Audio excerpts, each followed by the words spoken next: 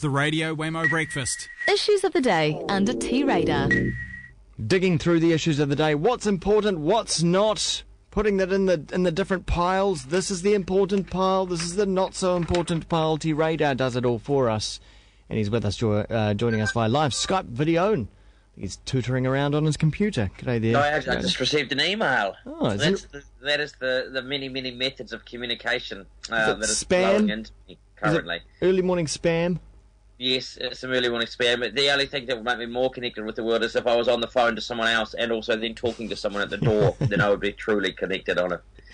A true modern man. Yes. With your, you haven't got the laptop on your knee, have you? No, but quite often I do sit with it on my knee. So what I do is on my knee, but I don't pull it forward onto my groin unless it's quite cold. And I'm glad that I've done that because I always had a feeling it probably wasn't all that good for me, sitting on the lap with the heat from its little motor warming up my my groinal region. Yes, a piece of research, of course, that we've heard this before, but we seem to be getting told again. Someone was paid to do some research somewhere to tell us something we already knew. Yes, and I wonder if we knew it because it was research or because we just knew it because we were bright people and with that sort of that sense of that anecdotal evidence that suggests you don't put hot things on your lap for long periods of time because it lowers your it doesn't do well for your swimmers, shall we say, particularly if you're attempting to further the nature and the scope of humanity by breeding. So not good for that at all. So no, don't sit with your laptop on your lap. Mine's safely on my desk, and I'm staring in sort of semi-disbelief at some of the news today. One of the stories that kind of made me scratch my head, and I can see where it's coming from. Very good thing. Don't object to it at all. Tony Anaturia wants to ban smoking in cars. Oh. You know, if you're sitting in your car, you shouldn't be able to have a cigarette. And I kind of think, can understand it, but how is that going to be policed? You know, who's going to police it? Police?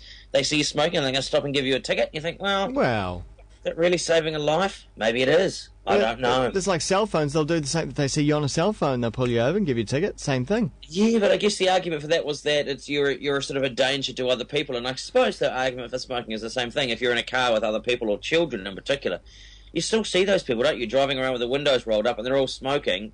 Two of them in the front, fags hanging out of their mouths, little kiddies in the back, coughing and getting asthma.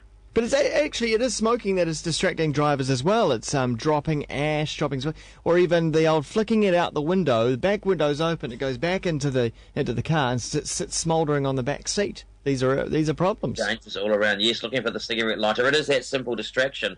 And once they've done that, obviously the next thing is pies. No pies in cars because I reckon they're even more distracting than anything. Yeah. But a hot pie in the lap on a sunny day. They should be. Good at all. They should be number one. Nonetheless, could well happen because, of course, that goes to that whole thing of wanting to make us smoke free by 2025. Jeepers. What do you think? If you're a gang, what would you be planting? Well, that's right. Because you can't. Can you grow your own tobacco? Is that illegal? Oh yeah. Yeah, yes, absolutely. It's probably a little bit harsher than the stuff, but New Zealand, Motueka and places like that were huge tobacco growing areas for a number of years. And I think the last tobacco farm closed only a few years ago. Shut down. So you can grow your own, but you can't supply. That'll probably be the case, I would imagine. That sounds like Californian marijuana law. It does actually. There's always an odd little thing, and maybe if in a very short period of time we will have some of California's laws because I see that the Minister of Defence Wayne Mapp has announced that within a year we could have full-blown war games with America. Full-blown, and what that made me think: do we all participate? And how do we know it's not an actual invasion? Great. They go, no, it's just a war game, like you see in the movies. And suddenly, hey, we're invaded. Hundreds of thousands of troops come over for a game. Suddenly we're all participating, rounded up in our houses, put into camps, interrogated, water tied to a piece of wood and held upside down while water was poured onto our faces. Oh, man. Or I get put in a hoodie type thing, naked, made to appear like I'm... Yes, I know. That's right. Yeah. Forced to imitate actions that may be considered homosexual. Goodness me. War games. Full-blown. I'm not sure I'm into full-blown. Can we have something? I just prefer like a mild war game that occurred somewhere where we could watch planes fly around and troops hup past in the street. Yeah, I was thinking more like Dad's Army, with broomsticks, sort of pretending to be rifles, that kind of thing. a whole lot of people saying bang. Yeah. Yeah. Which is, I suspect, probably much how our war games are currently run, given the crisis in the defence budget. A whole lot of guys standing around cannons and going, okay, we're going to shoot now. Bang! All right, the cannon's been shot. Let's up off, and we'll go because we've got a large merchant bank coming in full of people who wish to be schooled in the ways of the SAS. Yes, We can charge them a pretty penny.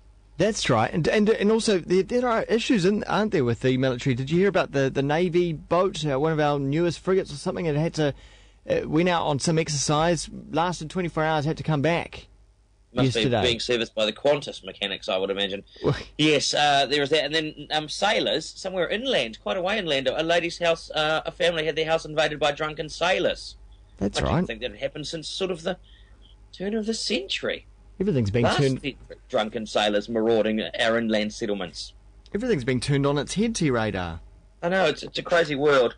I'm looking for a moment of sanity, and it's not coming out of Christchurch, where they've got a rise in paranormal activity due to the earthquake. More ghosts are being seen. The strength and the power of the earthquake has doubled the number of supernatural events. Well, you would imagine, though, all those old buildings being rattled around, it's going to shake something loose out of the walls, isn't it? Yes, absolutely. Coming out, windows rattled, doors rattling, people coming out of the woodwork, literally, so to speak. And they say that, people's minds are sort of a little bit on edge, and so they may be sort of filling in the blanks. If there's a noise or a thing or a presence or they're feeling a bit spooked, they may say, well, it's something supernatural. When we what we really know, it's shaking. It's shaking. It's the earth. It's okay. Don't worry. Yes, just everyone remain calm, which is not what... look, my favourite criminal, it was about 4 years ago, and I think we probably discussed this at some stage. A New Zealand guy, Anthony Prince, him and his mate, who was in Australia, Luke Carroll, they robbed a bank in Vail in America. They went in, they were on a skiing holiday, and they cruised in and they robbed a bank, and what quickly became renowned as one of the dumbest bank robberies in the history of American bank robberies.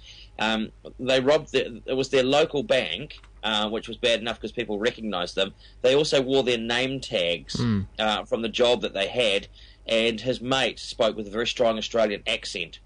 So very quickly people went, hey, we reckon it's those guys, and then the police caught them, and they had a lot of photographs of themselves with all of the money, some of which they tried to use at the airport to buy a one-way ticket to Mexico.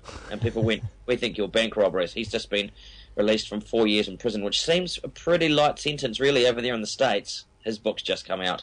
Looking forward to that. So a book on the story, the true story behind the true bank story robbery. Behind the stupidity. It's called Bank Robbery for Beginners. Yeah. It didn't go well for them at all. Good-o. Thanks very much, T-Radar.